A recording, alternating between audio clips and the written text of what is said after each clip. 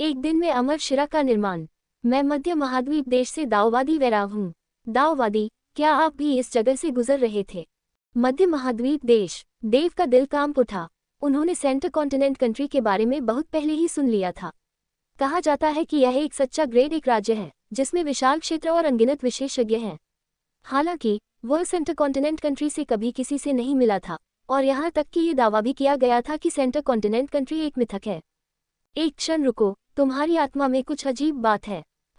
तुम एक आत्मा के साथ सूक्ष्म प्रक्षेपण कर रहे हो, न कि एक नवजात आत्मा के साथ। दाओवादी क्लाउड क्रेन चौंका। उसने अपनी हथेली उठाए और देव पर वार किया।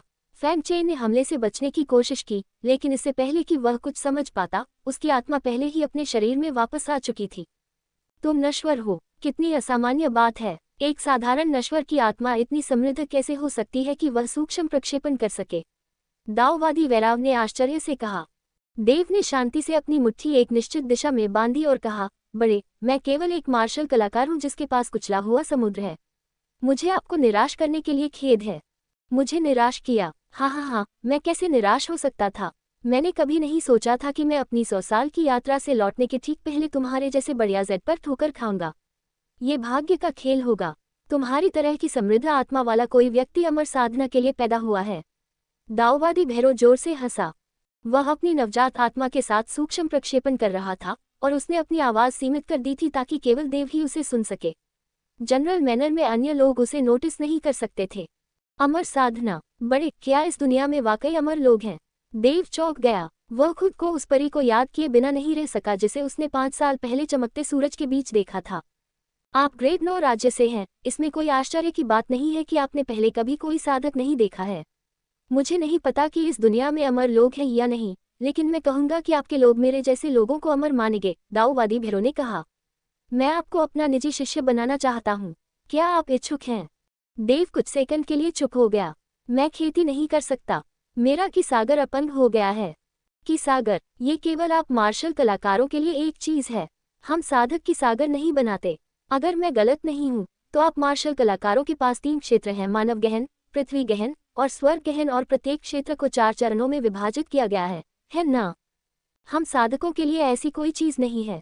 इसके बजाय हमारे पास की refinement, foundation, establishment, golden core और नेसेंट सोल है। आपका हेवन प्रोफाउंड विशेषज्ञ हमारे शिखर की रिफाइनमेंट साधक से बमुश्किल ही मुकाबला कर सकता है, दाओवादी भैरो ने गर्व से कहा। देव ने जो कुछ सुना उससे उसका दिल दहल गया। मुझे कुछ मामलों को सुलझाने के लिए मध्य महाद्वीप देश में वापस जाना है। अगर तुम मुझे अपना गुरु मानने को तैयार हो तो मैं तुम्हें अपने साथ ले चलूंगा, दाओवादी भैरो ने आग्रह किया। मुझे सेंटर कॉन्टिनेंट कंट्री जाना होगा। देव ने कड़वी मुस्कान के साथ मुट्ठी बांधकर सिर झुकाया और कहा, मुझे डर है कि मैं इस समय ये जगह नहीं छोड़ सकता। अगर मैं चला जाऊं तो यहाँ की गंदगी कौन साफ करेगा? मेरे पिता बूढ़े हो रहे हैं और मेरे दादा जीवन मरण के प्रशिक्षण के लिए एकांतवास में हैं। मेरे दूसरे चाचा को पिछले 5 सालों में ग्रेड ज़िया की सेवा करते हुए गंभीर आघात लगे हैं, जिससे वे व्हीलचेयर पर आ गए हैं। तुम मेरे साथ आने से कतरा रहे हो। इस जर्जर जगह में क्या कमी है? मेरे साथ आओ और मैं गारंटी देता हूँ कि तुम 100 साल के भीतर गोल्डन कोर तक पहुँच जाओगे। तब तक तुम जब चाहो यहाँ वापस आ सकते हो, दाओवादी भैरो ने कहा। मेरे माता पिता यहाँ हैं। मुझे डर है कि मेरे लिए इतनी दूर जाना सुविधाजनक नहीं होगा। मुझे कुछ गंदगी साफ करने के लिए रुकना होगा। मुझे आपको निराश करने के लिए खेद है, बड़े, देव ने आह भरी। तस्क, दाओवादी भैरो ने फैंग चेन की ओर देखा। दुनिया में ऐसा कोई नहीं है जो अमर लोगों से ईर्ष्या न करता हो। दूसरे लोग मेरे निजी शिष्य बनने के अवसर के लिए टूटे पैर के साथ सेंटर कॉन्टिनेंट कंट्री में रेंगते हुए आएंगे, लेकिन आपने वास्तव में मुझे ठुकरा दिया। बेटा मेरे संप्रदाय के नियम सख्त हैं। व्यक्तिगत शिष्यों को संप्रदाय में साधना करनी होती है। अगर तुम मेरे साथ आने से इनकार करोगे तो मैं तुम्हें अपना व्यक्तिगत शिष्य नहीं बना पाऊंगा। लेकिन यह तुम्हारी उत्कृष्ट प्रतिभा की बर्बादी है। ये कैसा रहेगा? मैं सबसे पहले आपको हमारे 3000 दाओ द्वार की प्रवेश साधना विधि सिखाऊंगा, जिसका अर्थ है कि आप आज से हमारे संप्रदाय के बाहरी शिष्य होंगे। आप यहाँ अपनी साधना शुरू कर सकते हैं। हालांकि आपको हमारे संप्रदाय में आना होगा और फाउंडेशन स्थापना तक पहुँचने के बाद आधिकारिक रूप से हमारे रैंक में शामिल होना होगा। दाओइस्ट वैराव ने अपना हाथ उठाया और फैंग चेन के माथे पर प्रकाश का एक पुंज मारा। देव ने तुरंत ही अपने दिमाग में सूचनाओं की एक धारा को महसूस किया। सूचनाओं ने एक दूसरे के साथ मिलकर एक चमकदार सुनहरा मैनुअल बनाया, 3000 दाओ आरंभ मैनुअल। उनकी रुचि जागृत हुई। उन्होंने पुस्तक खोली और साधना विधि में डूब गए। अनजाने में आसपास की स्पिरिट की उसके शरीर में समाहित होने लगी। सालों तक मार्शल आर्ट का अभ्यास न करने की वजह से उसका शरीर कमजोर हो गया था, लेकिन स्पिरिट की के पोषण ने उसकी कमियों को ठीक कर दिया और उसकी जीवन शक्ति को मजबूत किया। आत्मा की जल्द ही उसके फटे हुए कि समुद्र तक पहुंच गई, लेकिन वे वहां बसने के बजाय घूमते रहे। जैसे ही सूर्य पूर्वी क्षितिज से उदय हुआ, चांद धीरे धीरे धुंधला होने लगा। देव एक दिन से बिना हिले डुले खड़ा था।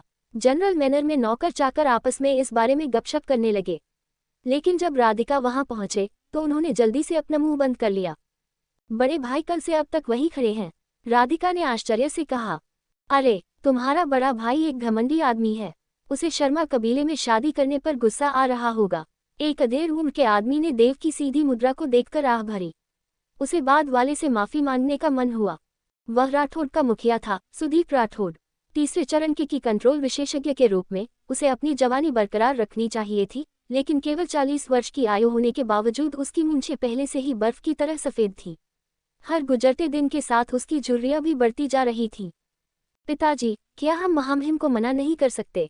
अगर बड़ा भाई ग्रीन पाइन देश चला गया तो उसकी किस्मत मौत से भी बदतर हो जाएगी, राधिका ने रोते हुए कहा। ग्रीन पाइन देश पिछले 5 सालों में मजबूत हुआ है, जबकि हमारा ग्रेट ज़िया हर गुजरते दिन के साथ कमजोर होता जा रहा है। वुल्फ मार्शल शर्मा ने अपनी बेटी की ओर से पहले ही बोल दिया है, उसने देव से शर्मा कबीले में शादी करने की मांग की है, नहीं तो वह अपनी सेना लेकर हमारी राजधानी को कुचल देगा। ये शब्द न तो मजाक है और न ही शेखी बघारने वाले। ग्रेट ज़िया एक धागे पर लटकी हुई है, हमारे पास कोई विकल्प नहीं है। अगर हम उनकी मांग मान लें तो ग्रेट ज़िया के पास कम से कम अभी भी एक मौका हो सकता है। सुदीप ने लाल आंखों से कहा। क्या हमारी चाची इस बारे में कुछ नहीं कर सकती? राधिका ने पूछा। तुम्हारी चाची महारानी हो सकती हैं, लेकिन उनके हाथ बंधे हुए हैं। उन्हें यहाँ ग्रेट ज़िया को प्राथमिकता देनी है, वह कुछ नहीं कर सकती। सुदीप ने अपना सिर हिलाया। वुल्फ मार्शल ज़ियाओ की बेटी कल अपने लोगों के साथ राजधानी में आएगी, तुम्हारे बड़े भाई को उससे निपटना होगा। जाओ और अपने बड़े भाई को थोड़ा आराम करने की सलाह दो। इस बीच फैंग चेन के अंदर एक प्राचीन अमर शिरा बन गई थी। उसके अंदर बहने वाली सभी आत्माएं अपना स्थान पा गईं और अमर शिरा में बह गईं। कि शोधन के 12 चरण व्यक्ति की अमर शिरा को गढ़ने के इर्द गिर्द केंद्रित थे। पहली नाड़ी के निर्माण के साथ फैंग चेन आधिकारिक तौर पर अमर साधकों की श्रेणी में शामिल हो गए। एक ही दिन में अमर शिरा बनाना, आपकी प्रतिभा वाकई प्रभावशाली है। फाउंडेशन प्रतिष्ठान तक पहुंचने के बाद हमारे 3000 दाव गेट पर पंजीकरण करना याद रखें, दाववादी क्लाउड क्रेन ने पतली हवा में गायब होने से पहले कहा। फैंग चेन अपनी समाधि से जागा। उसने कृतज्ञता से भरे हृदय से गायब हुए दाववादी क्लाउड क्रेन की ओर सिर झुकाया।